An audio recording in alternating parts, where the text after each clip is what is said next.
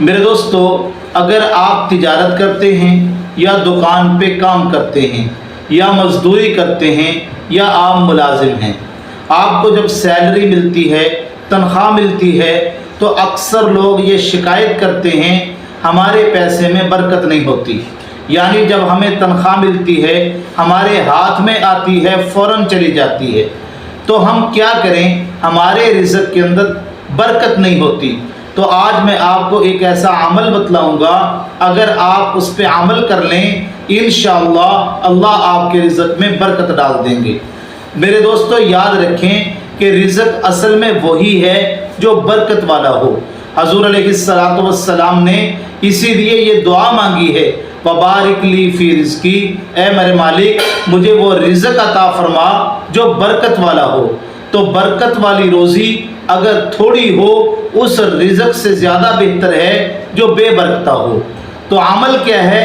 جب آپ کو تنخواہ ملے، جب پیسہ ملے، تو سب سے پہلا کام آپ نے یہ کرنا ہے کہ آپ نے ان پیسوں کے اوپر 7 مرتبہ قرآن مجید کی یہ آیت ہے وَكَفَى بِاللَّهِ وَكِيلًا، 7 مرتبہ پڑھ کر ان پیسوں پہ دم کر دیں، انشاءاللہ اللہ ان پیسوں میں برکت ڈال دیں گے اور یہ پیسہ آپ کا غلط استعمال نہیں ہوگا۔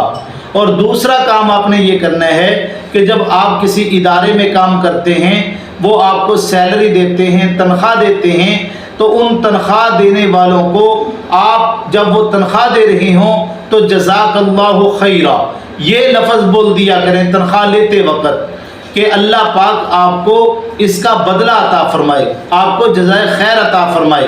تو یہ عمل کرنے سے اللہ آپ کے پیسوں کو غلط استعمال ہونے سے انشاءاللہ بچائیں گے اور اللہ آپ کے پیسوں میں برکت ڈال دیں گے۔ اور تیسرا کام آپ نے یہ کرنا ہے کہ آپ کو جب تنخواہ ملے یا آپ کے پاس پیسہ آئے تو آپ اللہ کا شکر ادا کریں۔ یاد رکھیں اللہ کی نعمتوں پر اللہ کا شکر ادا کرنا یہ نعمتوں کے دوام کا سبب ہے۔ نعمتیں اللہ زیادہ کرتے ہیں جس نعمت پر اللہ کا شکر ادا کیا جائے۔ قرآن مجید کے اندر اللہ تبارک و تعالیٰ فرماتے ہیں لَإِن شَكَرْتُمْ لَأَزِيدَنَّكُمْ، اگر تم میری نعمتوں پر میرا شکر ادا کرو گے میں اپنی نعمتوں کو تمہارے لیے زیادہ کر دوں گا۔ تو شکر ادا کریں۔